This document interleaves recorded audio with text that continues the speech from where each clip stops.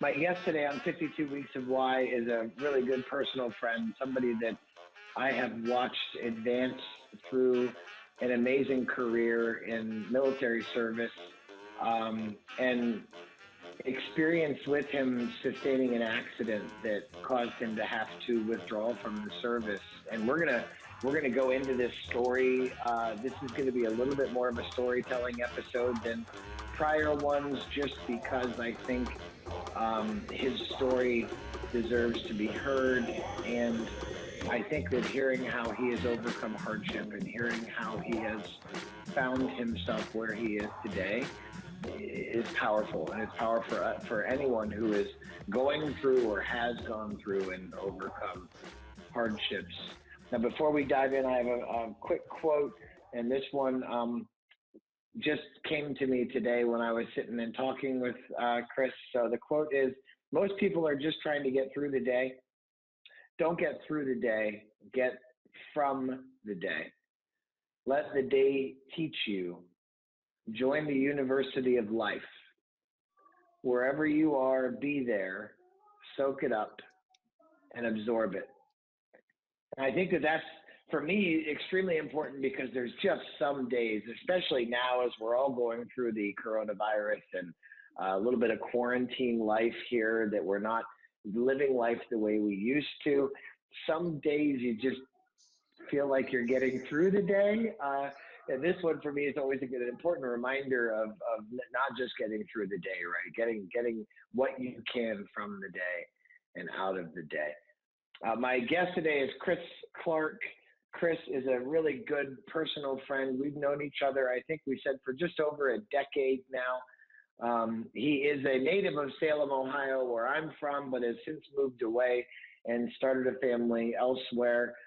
We were very good friends before he enlisted in the service, and during his time in the service, we managed to keep in touch. And since being separated from the service, we've just grown in our friendship. We've grown together, being fathers, and grown together experiencing marriage and toddlers and infancy and now school agers. He's a good guy for me to commiserate with when I feel like things aren't necessarily going the way I want to, because I know his isn't always going the way he wants it to. And you'll see Nash in the background. Nash is his boy. So if you hear him or see him, this is where we are in the world today, right? We're not immune to being with our family as we go through our day-to-day routine. Chris, first, thank you for taking the time, brother. I appreciate it. It's a pleasure to be here. So it's really cool to get asked to do something like this with you. So definitely a pleasure to be here. Man, I want to start with your story a little bit. I don't want to go too far back. I just kind of want, if you could share the period it is. I know we'll be here all day if we get too far into it. So, but I want to share specifically, there was a hardship that led you into enlisting. And I don't want to go too far into that, but I think it's worth mentioning that you've had these different phases of life that involved hardships that you've had to overcome. Mm-hmm. And if you would start with that decision to enlist, why you enlisted, and then kind of migrate into where you went after you enlisted, what your roles and your positions were, and I'll kind of fill in organically with some additional questions. Right. So I enlisted, it would have been February 2004. So during that period of time, I was going through some pretty rough times in my life. I was doing, I had a lot of addictions, so to speak, that were not necessarily of the legal brand. And I had come to a point in my life where I'd hit several roadblocks and I was starting to lose things.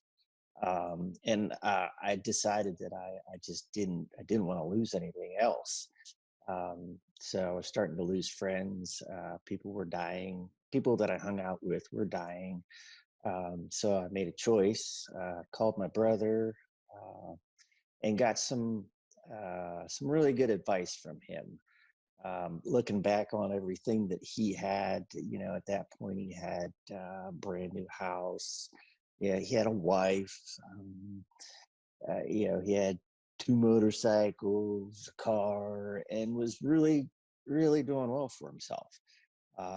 So that's when I made, and then with everything that was going on in the world, I went ahead and took the plunge and enlisted into the Army.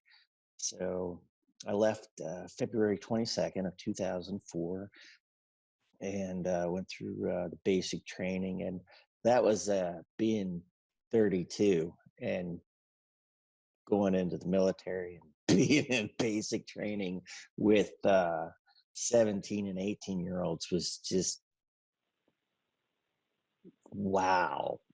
That was an eye-opening experience just in itself.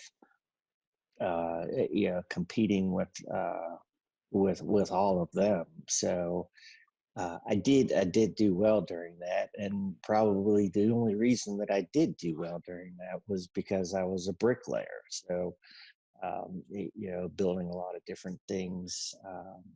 Being a mason kept me in really good shape. So after I went through the basic training and got through my job training, I became a parachute rigger. And I went into the 82nd Airborne, and I was considered a heavy drop parachute rigger.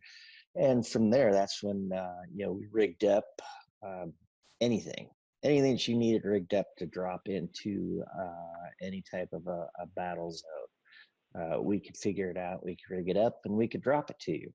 So, and that would go from small boxes of MREs, food, little door bundles, clean up to 32-foot platforms with Humvees and artillery guns attached to them. And it was a lot of work, but it was great fun. I loved doing it. I felt you know accomplished doing things like that. Yeah, we're being in the 82nd, we were responsible for and constantly training for an 18-hour sequence. So, and what that means is, the 82nd Airborne can be wheels up in anywhere within 18 hours of being called. So that's what we trained for, and that's what we did. So there was this constant rigging that was going on, and everybody practiced their trade. You had to be an expert in your field in order to make all that happen all the time. Man, I remember So, talking to you during those days, and I don't remember the number, so I have to ask. I think at some point you were the number of jumps that you were doing per day, and then the number of jumps that you were doing per week. I couldn't even wrap my head around. Remind me just of a random given day or random week, how many times you were jumping out of planes.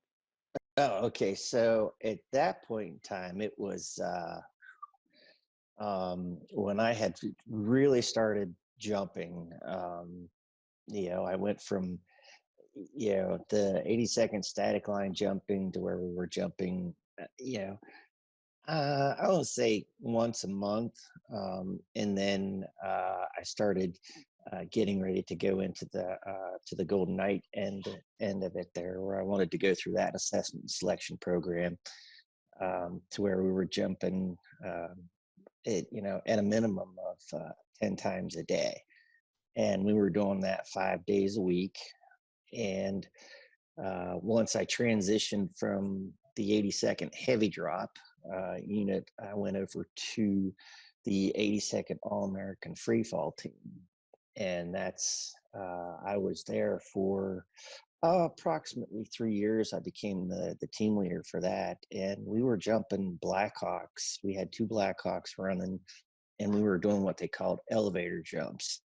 So they would take us, up to it was right around 8,000 feet, and from there we would launch. We could practice, launch in a good formation, uh, and that's what we would call a chunk.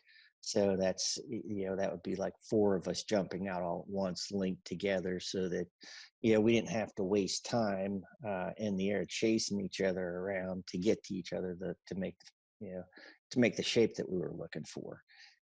So it was a good altitude. And then from there, you get your parachute practice. You get to, get your practice on for, for target accuracy, because that's another thing that you have to become very proficient at is reading the winds.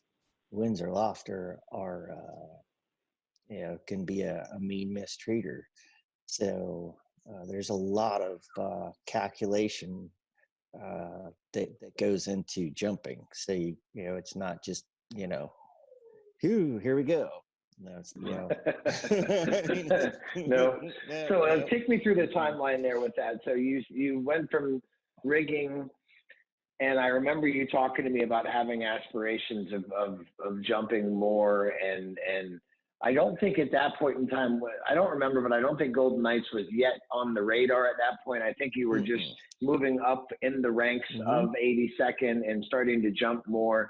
And when did you get to a point where number one, you were a professional at the art and the act of skydiving and jumping out of planes and pinpoint accuracy landings? And when did you make the decision that maybe the Golden Knights was something that you wanted to pursue? When I would say that I would have considered myself a professional at that point in time was probably, I would say right around 2007, somewhere about in there. I mean, and that's, when you have people starting, when you're training people and other people in the field, in the sport, are asking you for advice on, well, how would you handle this situation and what would you do? Well, what's your recommendation? And be always being open and friendly and sharing. That's what it's all. It's sharing information. You don't keep information to yourself. That's just it's kind of silly. So I like everybody to always improve and everybody to always be better. So it's what keeps everything moving. Excuse me, first term of service, you were already in and leading and sharing. And when did you move into the next rank within 82nd Airborne, and when you were jumping as many times as you were jumping? Was that still first term, or was that after that? No, that was first term. So I didn't have much of a life at all in my first term. So at that point, there was it was the war was still pretty much in full swing at that point in time. And at that point, I was doing the 82nd free fall team on a part-time basis. That was Saturdays and Sundays, evening Saturdays and Sundays is the way that works. So I would do my work, pretty much from 6:30 in the morning was when first formation kicked off. But in the 82nd, you got to be 15 minutes prior to the 15 minutes prior to the 15 minutes prior to make sure that you're checked in, so that your team leader knew that you were present and accounted for. So they could make sure everybody was good. So at that time, I was private first class, so that's like the E3. When I started really seriously jumping, I was about 2 years into my term, and at that point, I was a specialist. And when I took over the 82nd free fall team, I was a sergeant. So I was pretty fresh as being a sergeant, and I was the youngest. At that point, rank wise, I was the youngest person that was ever, in charge of the team. So they usually reserve that for staff sergeant or sergeant first class. So those are people that they deem are necessary to have, that kind of charge. But as an E5, I was doing it and doing it well. So they said they passed it off and said, "Here you go." So when did you have the inclination that you wanted to angle towards Why Golden Knights? And then when did you make the decision that this was the path you wanted to go down? Okay, why Golden Knights? It all had to do with at that point it's funding. So it was a government sponsored, department. The Golden Knights are a Department of Defense sponsored team. It's there's only there's the Blue Angels, there's the Thunderbirds, and there's the Golden Knights. There is a Navy Leapfrogs, but I don't believe that they're Department of Defense sponsored. So there's an actual budget that the team runs on. They have their own aircraft. At that point, we had three Twin Otters and two Fokker Friendship aircraft. And we always jumped out. The demonstrators jumped out of the Fokkers. They're awesome aircraft. It was one of the coolest aircraft ever to jump out of. But it was all budget driven. But they were the quintessential jump team, mm-hmm. Or there were three of them, and in your mind, Golden mm-hmm. Knight was like that's where I want to be. That's where I want to be. Yeah. So that was the level. So it would be more like the minor leagues moving up to the major leagues is the way the steps worked. So there was a lot of different smaller jump teams. There was Black Daggers. There's the 101st Screaming Eagles jump team. There's the Green Berets.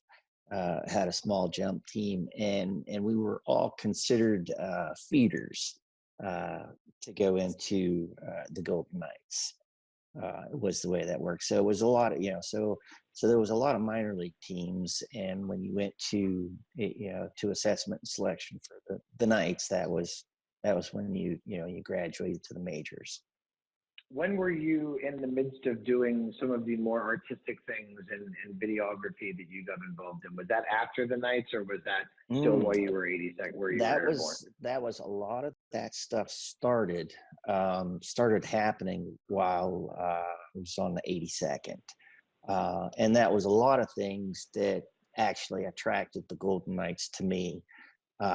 Was the things that I was doing as far as share some of that with us if you would, because some of the stuff I remember videos back then that were amazing, and I'm going to share some of those as we mm-hmm. go through this, just so other people can experience it and see it.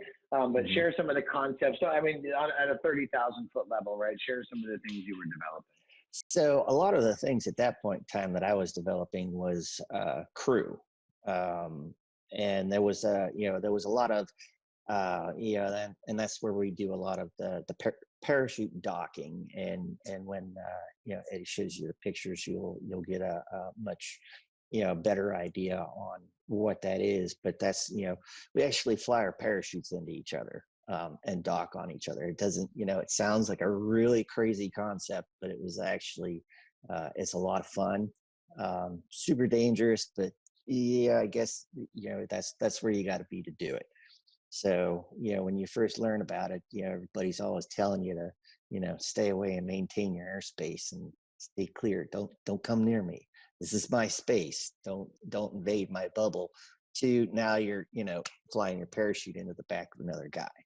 So it's kind of a rough concept to get over, but once you bust through that bubble, it's a lot of fun. So there was a lot of equipment that I was developing, and we were doing what was called side-by-sides, and the big thing was a try-by-side. So we were docking, we'd start out with 3 parachutes docked together, and then we would transition. We would actually strap ourselves together, and the things that I was developing were called crew straps.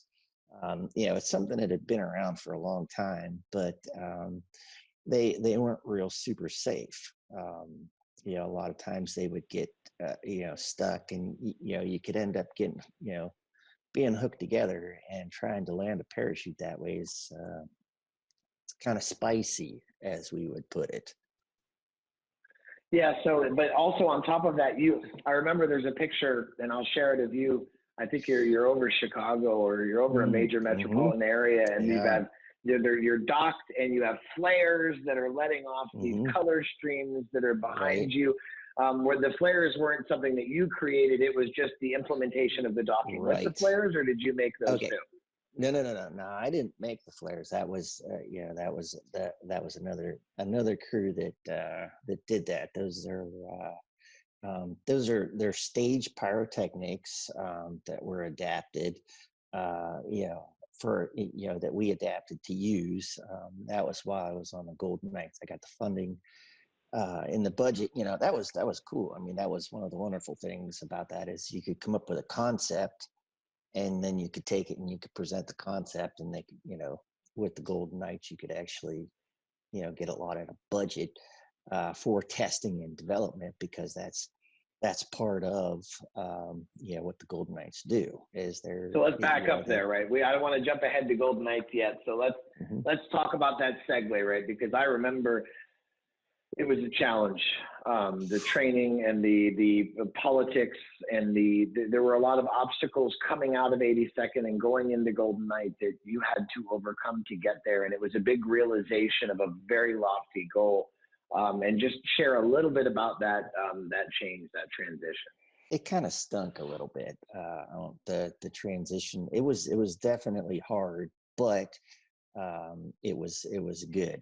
We were doing a jump into the Philadelphia Phillies stadium, and I was short a guy on the second, and I went over to the Golden Knights, and I asked if I could borrow a jumper, and of course, they were like, yeah, sure, no problem, you got it. But the sergeant major, was very adamant on one rule, and that was, the Golden Knight has to spot the aircraft, and he has to, he's in charge of himself. He's with you, but he's, and then the other stipulation was if he missed, he would get fired.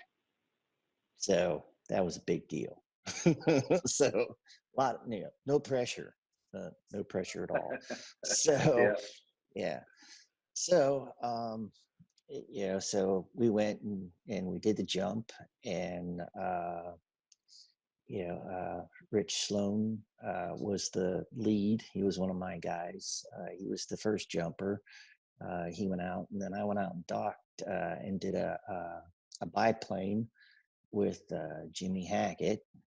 And then we had Steve, this is the Golden Knight, and we had a parachute. He wore one of our parachutes, and we had that set up for him. So for his, so that we were all wearing, the red, white, and blue. And as it turned out, he missed. It was, but it was a huge to do. But ultimately, at that point in time, cell phones were just starting to, take video. So, needless to say, I didn't report back that Steve missed. I didn't. So I covered for Steve, and so that Steve wouldn't get fired. So, but naturally, due to cell phones and all that good stuff, my first sergeant knew before I even had a chance to tell him, because there just so happened to be, some of, the 82nd, colonels and above that had decided to go to that game because we were jumping in there. So it was kind of a pickle. So I got in a lot of trouble for, covering, for a guy, but on the same, token, because I stuck my neck out for a teammate, it didn't matter, because that's, you're on a team, it's all, you know, it's not about you, it's about the team. So, and that's when I got asked to come to tryouts. So And I that's remember when, this because it was this moment of like giant celebration where it was like, yes, like I'm here, and you made it, right? Let's fast forward to yes, you. You're on the Golden Knights. You made the team. You're officially a member. You have some more artistic freedom. The things that you were trying to develop in 82nd that were getting stifled, you now could present, and all of a sudden you had backing and support, and conceptually some of the things you were working on were now coming to fruition.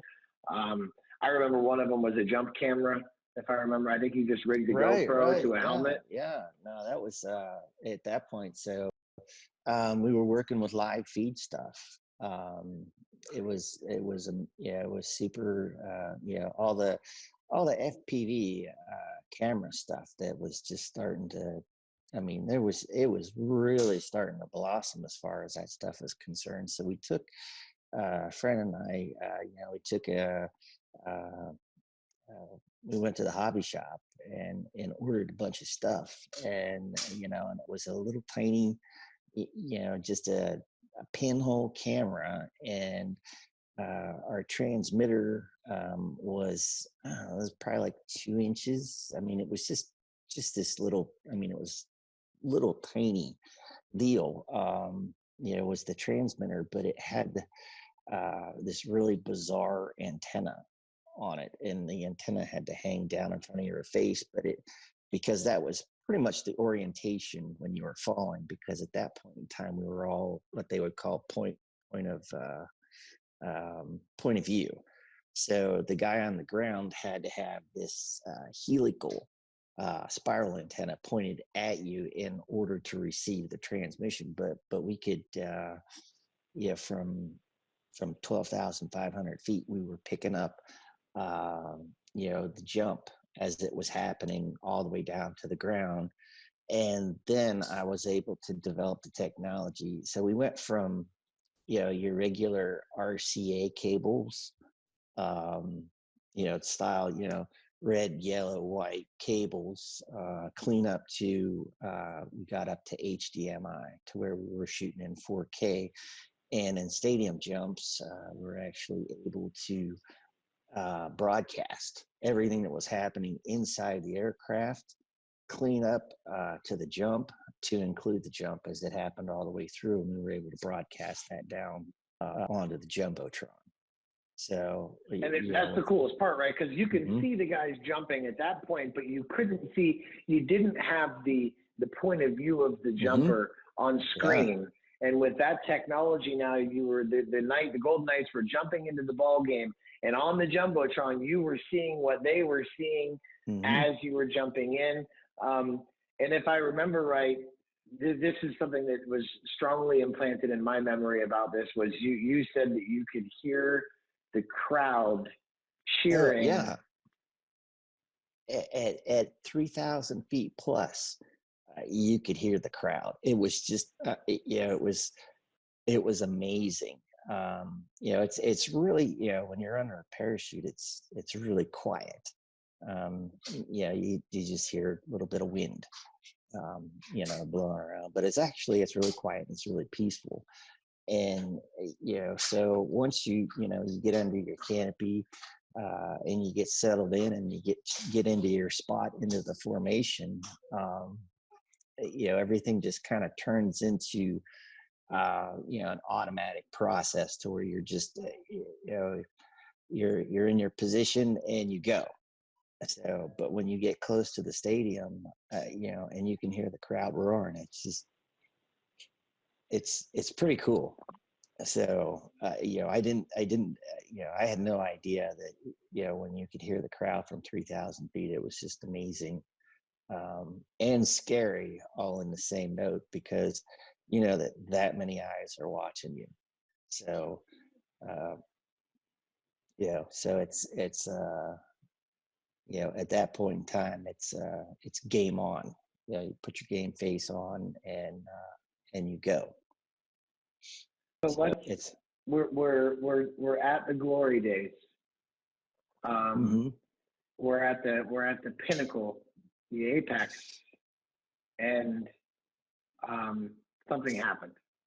okay. So at that point, I'm on a black demonstration team, and everything is there's Golden Knights have been doing the same thing for a long time. Same project, the same jumps, the same shows, and we've always been given a lot of latitude to try and improve on things. And at that point, we started doing wingsuit stuff. Wingsuits have become a very huge deal, and I've been wingsuiting since 2006. So it was a lot of fun. So I had one of the original first generation wingsuits that were was tiny, as compared to what I had on the Golden Knights.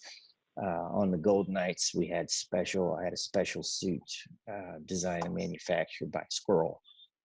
And their suits were just amazing. So at that point in time, we were getting ready to start going for world records.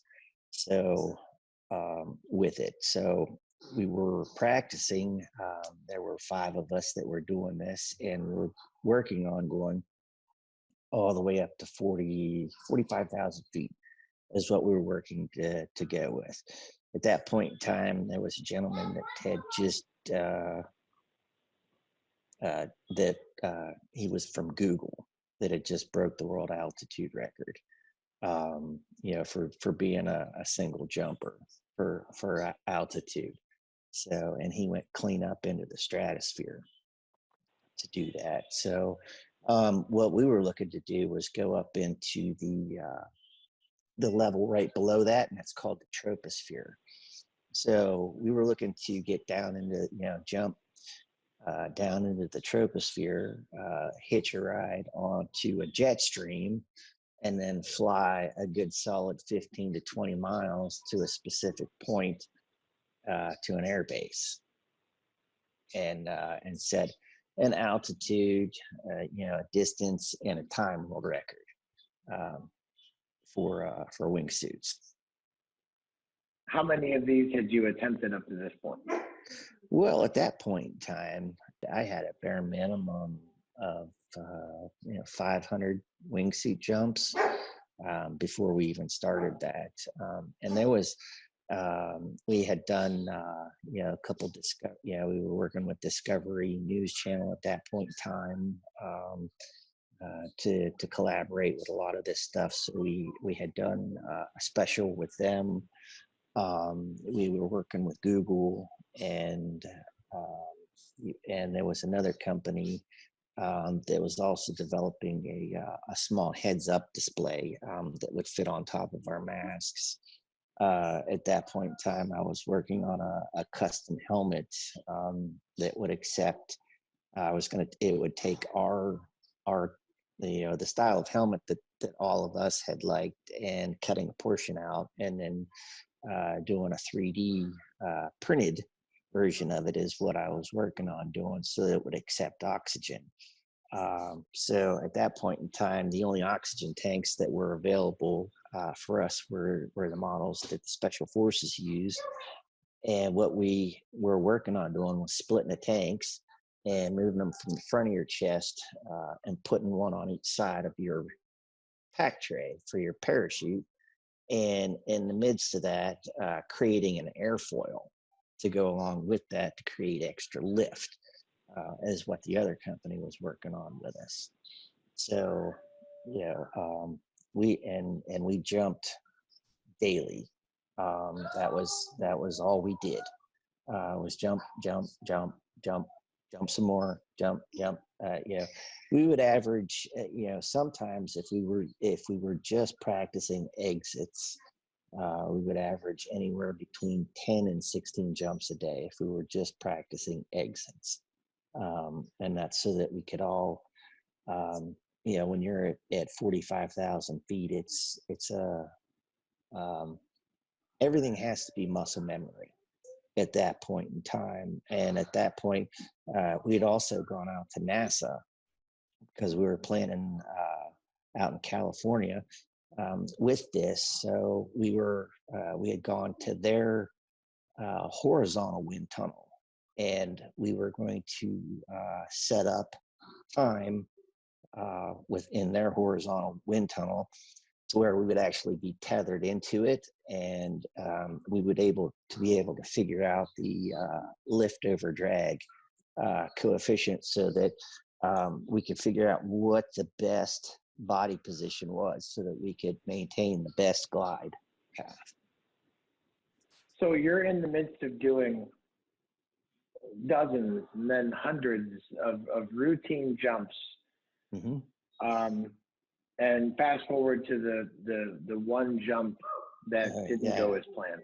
Okay, so from the best that I can recollect, when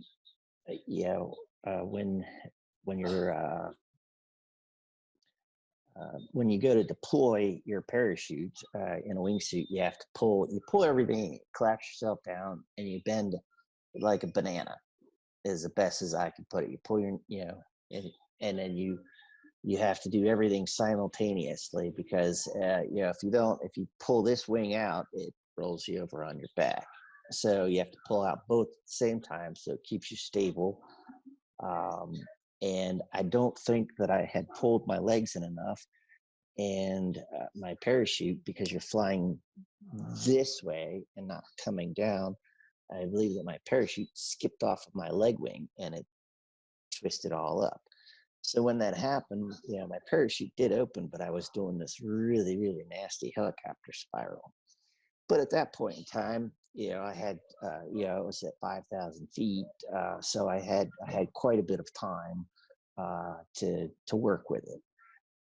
So I went ahead and and started working out the problem, because that's one of the things that you have to do when you're a jumper is you have to stay. You got to be calm. You can't just can't spaz out. So while doing all the crew jumps, you learn how to be calm and collected and analyze the situation and work it by the numbers. So I got the parachute. It was still, I can't even tell you how many times it was spun up. It was spun up enough to where it had my head pinned down on my chest. I couldn't even look up. So the first thing that I had to do was spread the risers apart to get my head out so I could see what was going on. Then from there, stop the spiral. So, I went from doing this to just a nice, very, very docile, spin. Totally workable. So at that point in time, I started, you can't do anything in a wingsuit because you're all tied in. Everything's together. Typically you would bicycle your legs to a certain point and it would help, it would spin you back. It's a weird concept, but it works. But you rotate your legs like you're kicking a bicycle and it spins you the opposite way. So, but when you're in a wingsuit, you can't do that. You got a giant wing in between your legs, so it doesn't work. So you have to get out of it. So what I did was I bent over to get my legs unzipped and started coming out of it. And when I did that, my riser slipped back and it put me into a hard spin to a point to where I thought I was going to pass out. So at that point in time, I went ahead and cut my parachute away and deployed my reserve. So I cut it away and it spun me out. And when you're in a wingsuit, there's so much surface area. My wings extended a good solid 10 inches out past my hands. My leg wing was, a foot past my feet. So there's all that surface area.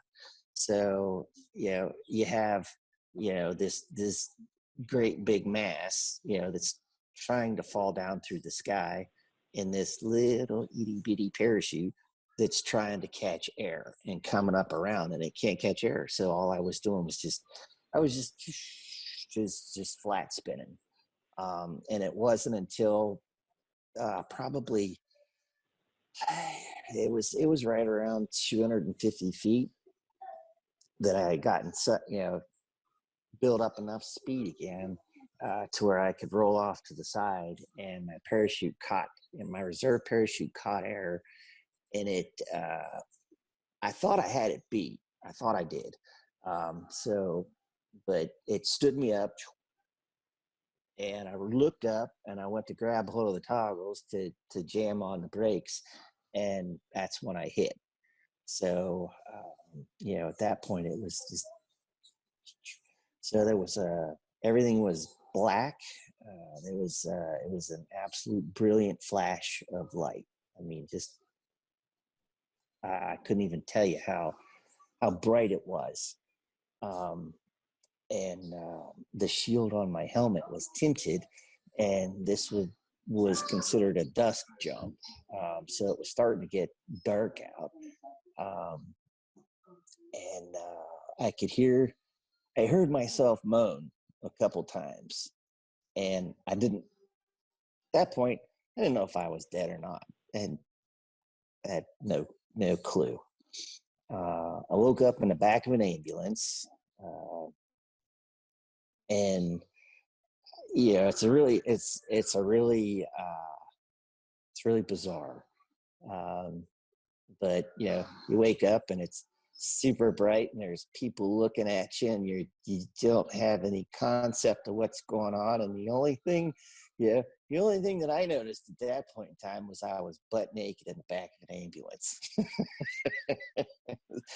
Yeah, and from what you told me, the landing was such that you landed on your heel, right? Which was tell me that, because that portion of it, the injury you sustained, and then the recovery you had to go through is pretty extensive. Okay, so when so what happened? So ultimately, what saved me was my parachute blossomed. My reserve parachute opened up right at the last second, and they estimate that I hit it right around 60 miles an hour. So what happened is because my parachute opened, it stood me up. So when I hit, but I hit at a slight angle, and I hit on the right side of my body, and my right leg took the brunt of the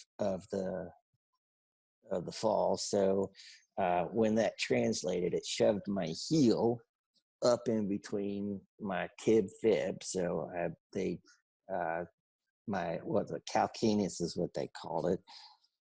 It was completely blown apart. Both of my hips were broken. I blew up L1 and L2 in my back. They're just they're sort of kind of there, but not really. And then my sternum, broke my sternum, and then I smacked the right side of my head and had a pretty massive brain bleed. So that was all the injuries. So, and the surgeries, I mean, I remember you having extensive reconstructive surgeries and questioning whether you were going to make it, whether you were going to sit upright, whether you were going to walk, whether your body would continue to function, and how many pills you would need to take on a daily basis to continue to function. It was the first time I saw you was in a wheelchair. Right at that point, you had not yet regained the ability to walk. Mm-mm. It's really hard at first because it's so overwhelming. Everything that's happening is just there's people making decisions around you, and they're happening fast, and they're and it's a really big assault on you, and it really is. And they're like, do you want this? We need your consent to do this. Do you want to do this? We're going to have to do this. We have to do this. We've got a team together, and if you don't do this right now, then you may or may not ever walk again, and your whole life is going to change. And the only person that I had at that point in time was my buddy Brian, from the team. He was there with me throughout the entire ordeal. And at that point in time, it's you start to wonder. Well, I mean, it's not like you start. It just happens. Am I ever going to see my wife again? Am I ever going to see my kids ever again?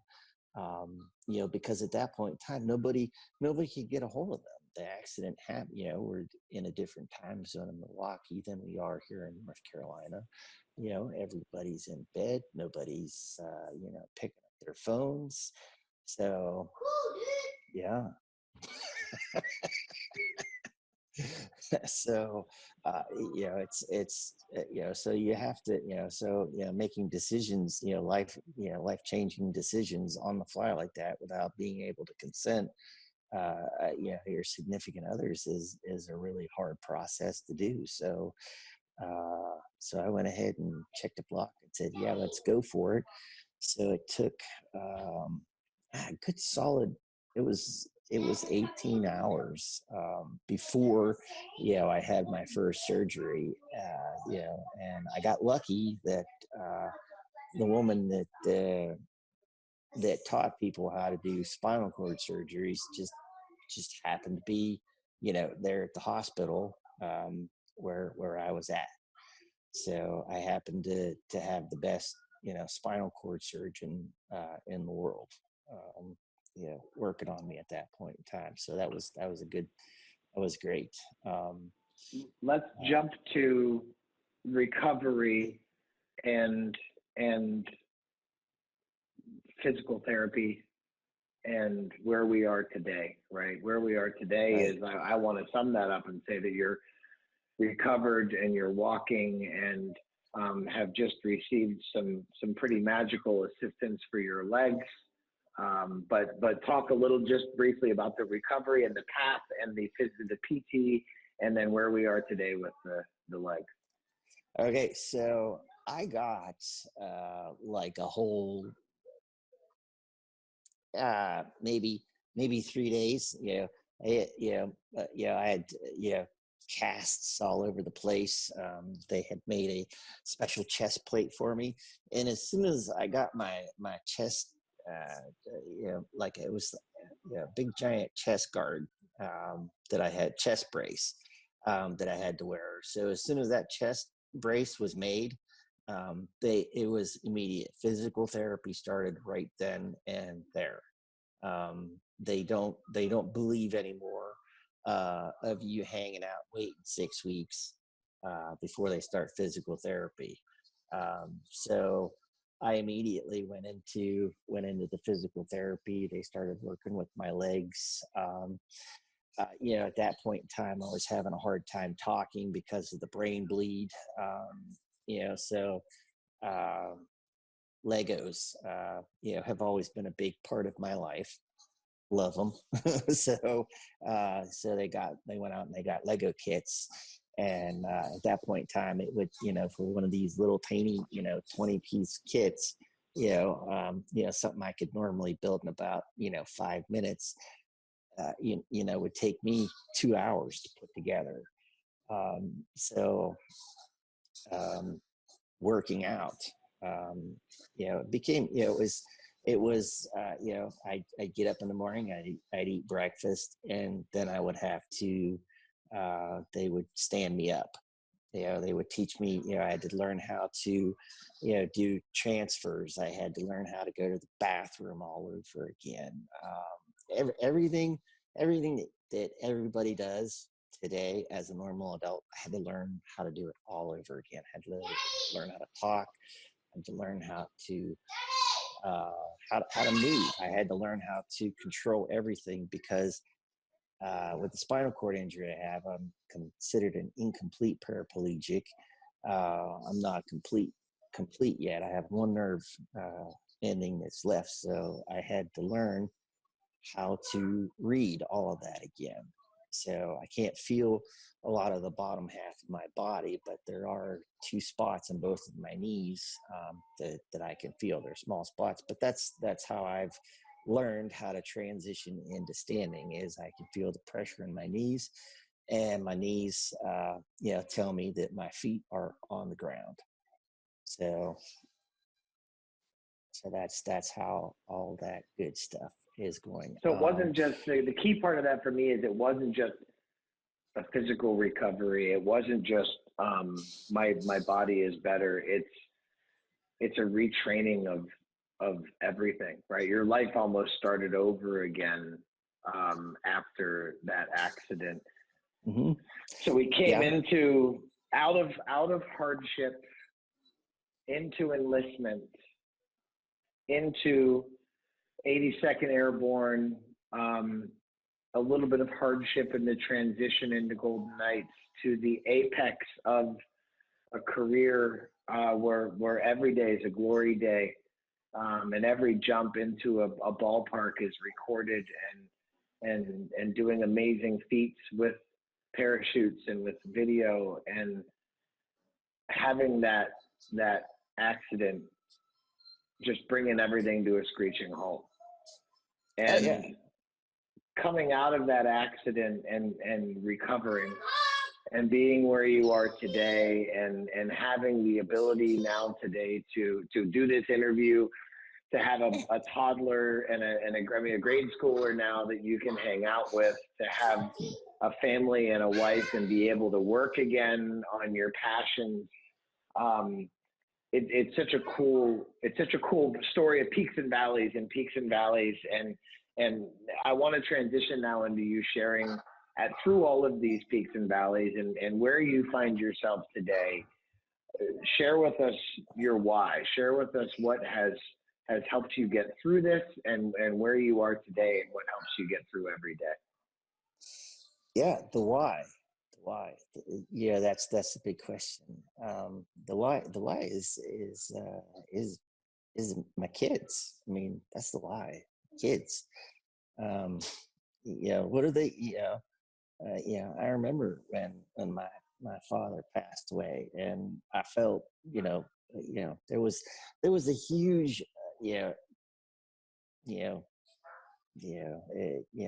when you lose somebody, there's a huge empty spot there, and then you start to question as to, did I, what was the takeaway? You're like, oh man, if Dad were here, he would, so I don't, I don't want my kids to I didn't want my kids to wonder. I want them to know. I want them to know everything. I want to be there to help them to do everything. I like answering the questions. I like being the answer, I like it when they're like, hey Dad, how do we do this? I love, solving the problems and doing that. It's about kids. I love my kids. They're the best things that, that ever happened. I mean, that's, you have a new team to lead, right? You've gone from leading Airborne to leading Golden Knights to leading a team at home, right? Yeah, and it's great. So, and then, in the same respect, it's hilarious, because you get to see all that stuff that you used to do. You're like, oh, gotcha. I know what you're doing. So, yep. And it becomes and living those moments are hilarious. I love it. So that's, it took me almost, it was almost 2 years to transition out of the Army to do that. And I was home for the bulk of the time doing all that good stuff, to where, a lot of the physical therapy became swimming. And that was the best entire body, treatment that I could go through. But man, it's, there's, I still do a lot of stuff. I still get calls from the Golden Knights asking me about, things that I used to do and how that I used to do them. there's still, a lot of my traditions and techniques are carried on. So, um, I love helping people. I love making, I love solving problems, and I love being the answer. So it's a lot of things that drive me. And I've always been uh, you can't tell me no. If you tell me no, that's not possible. That's just not the way I roll. So there's always a way. So There's always an answer.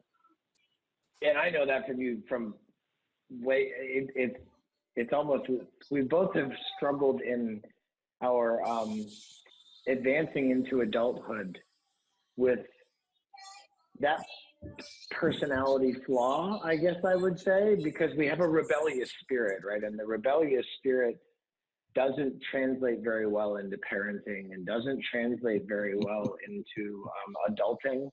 Uh, and I've had to overcome the same obstacles of rebelling just simply for the sake of it, and understanding that maybe I need to realize when I'm doing that, and pull in the reins and say, okay, right, maybe It's now is hard. not the time to just have that rebellious spirit.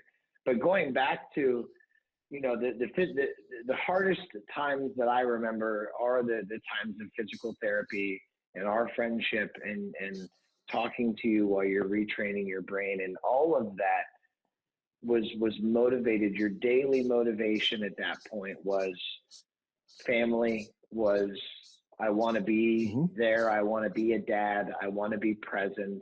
And every day that was, am I right that was your every day that was your motivation. That's the motivation. That was my motivation. I want to be there for the kids.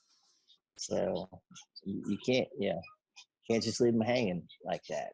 So that's don't quit. So that's something that I've always told them, is you never quit. Don't ever quit. You are a shining testimony of don't ever quit, my friend. I think that witnessing you in your upward and then downward travels, and then now your upward travel of having a family, and being a dad, and being able to walk with grace now, and being able to attend functions that you couldn't attend before, and no longer being bound to a wheelchair, and being able to work and provide for your family. There's so many things that are there that are the don't give up mentality, but like me, man, so much of what we do and so much of our motivation is rotating around our family and our kids. And any final thoughts before we finish up? No, it's but it's been God, I wish I was closer and we weren't under quarantine, because I just come over and we do this. but we're under quarantine right now. So you've been under it much longer than I have. Ours just went into effect yesterday. So but I wish we were closer. I wish that our I love bringing Nash back and swimming. So bringing him to Sevakine is yeah. Are we going to Eddie's house? We're going to go swim. Well, as soon as it warms up, that's where we're going. We're going to Eddie's house. We're going to go swim. I'm ready for it, my friend. This whole thing of being the challenging times that we're in. I think so many people are going back to the things that we took for granted, including just going to a restaurant, or going to the library, or going to there's so many things that we took for granted that we're now coming back to a stronger appreciation for. Brother, thank you for your time. Thank you for what you sacrificed in the service. I know that the time you sacrificed, you love and you value, and you would not change that for anything. But the physical sacrifice that you made is appreciated, and I think I speak for everybody when I say that. It was a pleasure, man. I hope that I can always do more and do better. Always got to do better. Better than yesterday. So yesterday's gone. Can't do anything about it. today's the day, and I work for every day. So if I can do something better today than I did yesterday, then then I've accomplished something.